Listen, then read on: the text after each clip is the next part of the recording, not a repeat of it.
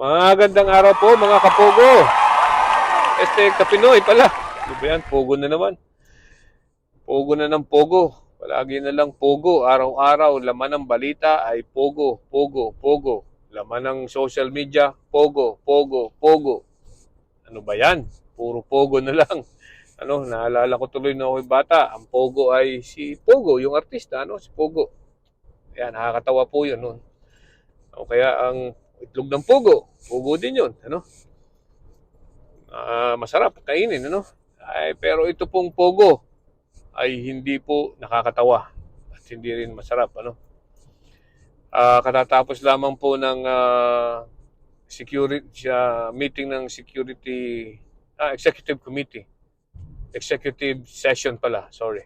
Executive session sa Senado regarding this pogo hearing at saka yung security issues ng bansa, At pati na rin po yung investigasyon kay Mayor Alice Go.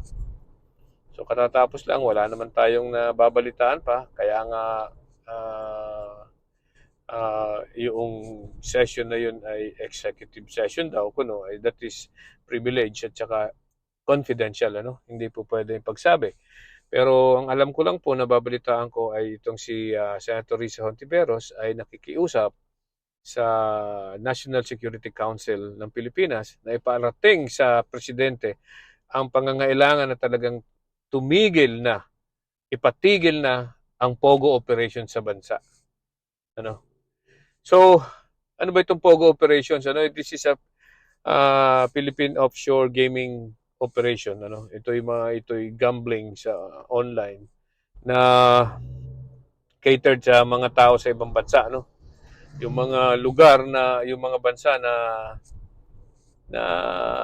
hindi pinapayagang magsugal sa lugar nila ay pwedeng nakakapagsugal sa online, So, yan po ay binigyan ng yan po ay legal actually. Yan po ay legal at binigyan ng lisensya under the PAGCOR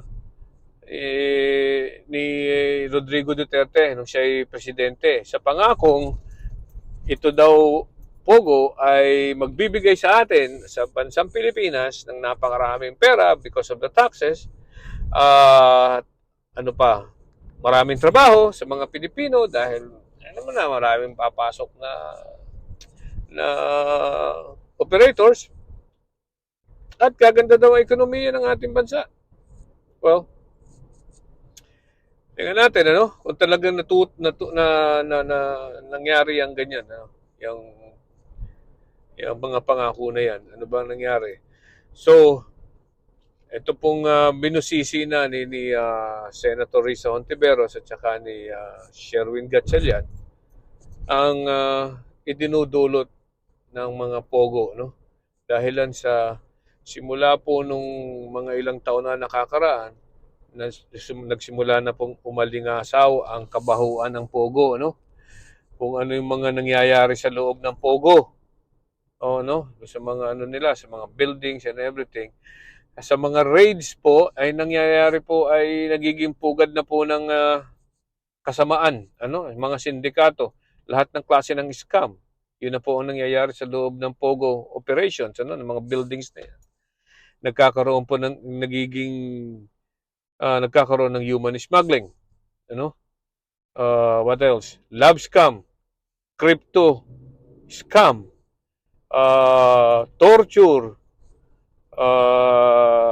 ginagawa pong paraan para mag-money laundering. At saka kung ano-ano pa, Kung ano-ano pang scam ang nagagawa diyan. At ang hirap naman pong i-monitor niyan. Alam ko dahil yan ay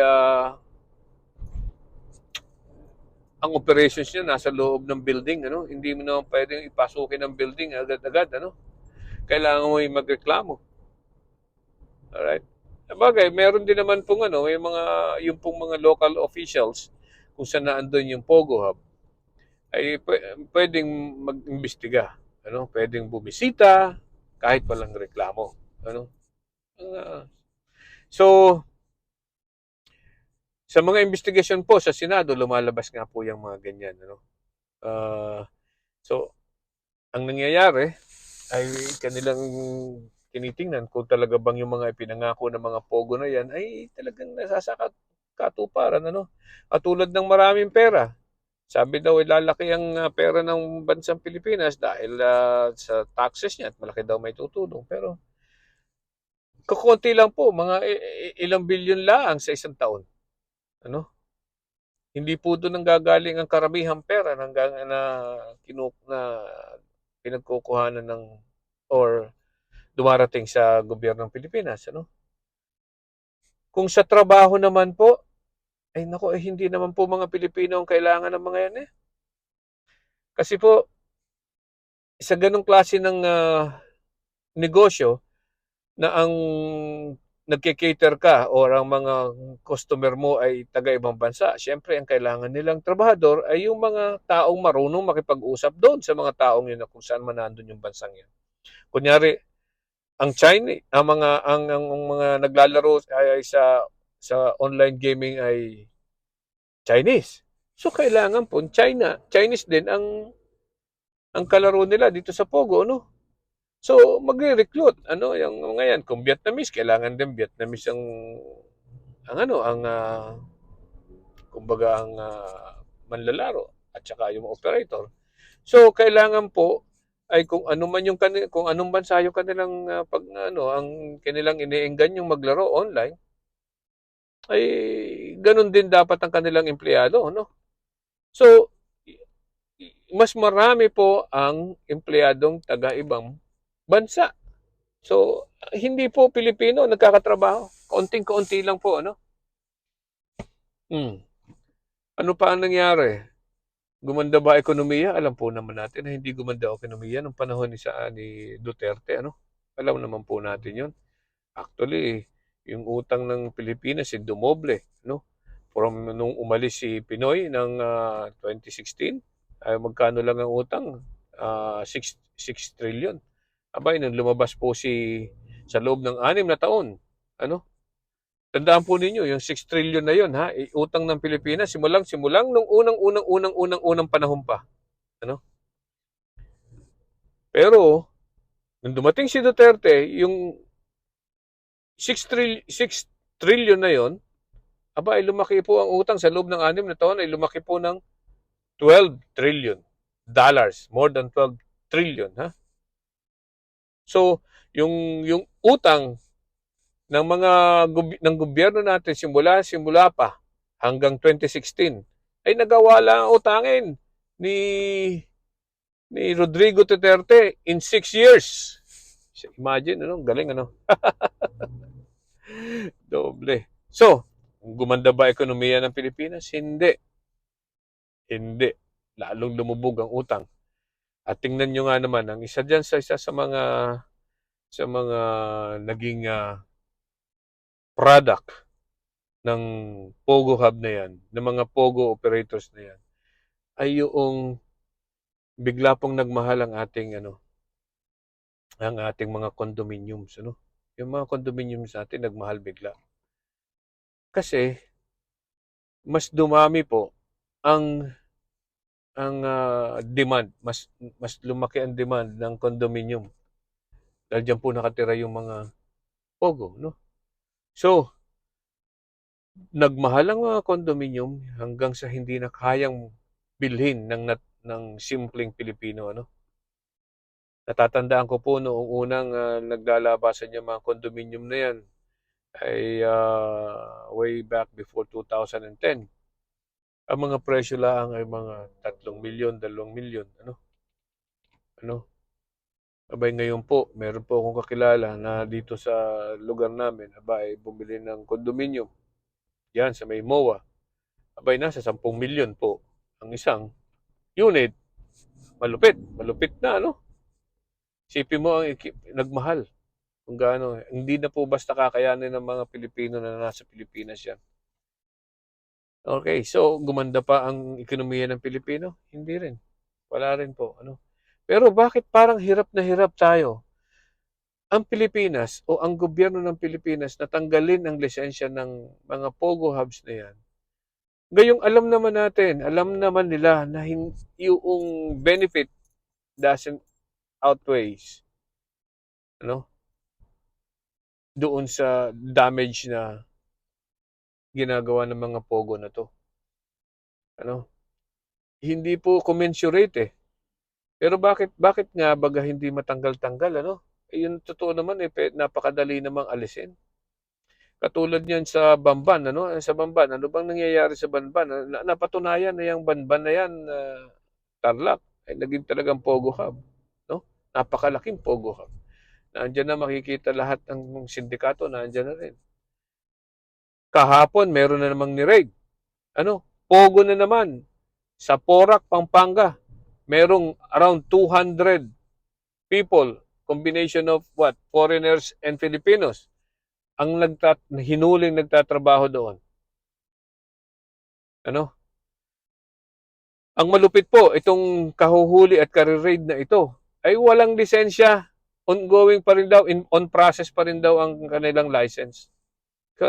Ganyan po kalakas ng loob ang mga tao ngayon, lalo na yung mga sindikato at foreigners na yan, na mag-operate at mamuhunan dyan sa mga klase ng pogo na yan. Dahil alam nilang malaki ang kinikita, no? Pero hindi naman nagbabayad ng taxes yung mga yan. Kukunti din lang. Kumbaga hindi nga, hindi naman natin monitor yung talagang kinikita ng mga yan, eh. Napakahirap po yan. Ano? Kung magkano lang ang gusto nilang i-declare na kinita, yun ang babayaran tax.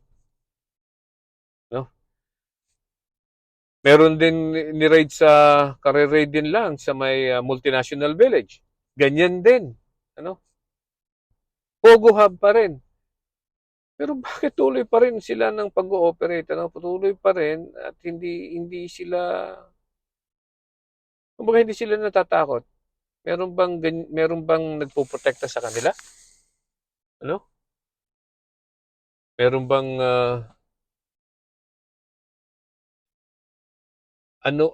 kumbaga, teka nga pala, meron din pang isang Pogo Hub na sa Cavite. Na andun din, ano? Napakalaking Pogo Hub daw nito. This is, yung pong sa Banban ay times 10 daw ang sinasabi nila, no? O times whatever, maybe, ganun kalaki. Sa Island Cove, ano po, sa Cavite, yan, malaki din daw po yun. Hindi rin napapasok. Ewan ko kung na-check nila yun, kung talagang mga yun ay, yun ay totoong legitimately operating as Pogo, or baka yan ay ano na rin. Ano, yan mga sindikato na rin ang nangyayari diyan. Who knows? Na-check ba ng PAGCOR yan? I don't know. Ano? So, ang alam ko po, yung Pogo Hub na yan ay sabi, nabili na daw sa mga Rimulya. Billion-billion din, ano? At any rate, talaga pong hindi natin malaman kung bakit hindi nila matanggal-tanggal yan. Pwede naman talagang tanggalin kung talagang gugustuhin. It's just a political will para tanggalin ang mga pogo na yan. Ano, wala naman tinutulong yan na kabutihan sa ating bansa at sa ating mga mamamayan, kundi krimen. Ano, krimen ang nangyayari. Tayo'y nagiging pugad ng mga kriminal. Ano, diyan nagtatago sa mga Pogo Hub na yan. Ang napapansin ko rin nga po noong panahong yun na sila-sila, yung mga nagtatrabaho sa Pogo, sila-sila nagkikidnapan, ano?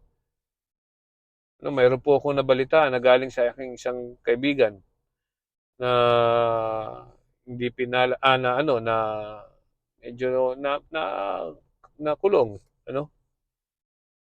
Na sinasabi na napag-uusapan niya ng Pogo doon sa loob ng kulungan.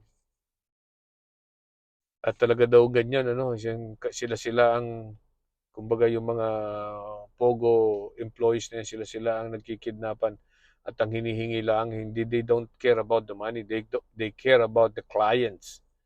Yan pong, kaya computers ang kinukuha dahil nandoon ang mga clients sa computers at yun, aga-agawan sila ng kliyente. I don't know how true is that. Pero sana, sa akin po ay sana matanggal na ang Pogo na yan sa lalong madaling panahon sa Pilipinas. Ano? Okay? So, maraming salamat po uli. Hanggang sa muli, mga kapogo. Mga kasamang Pinoy. Bye-bye!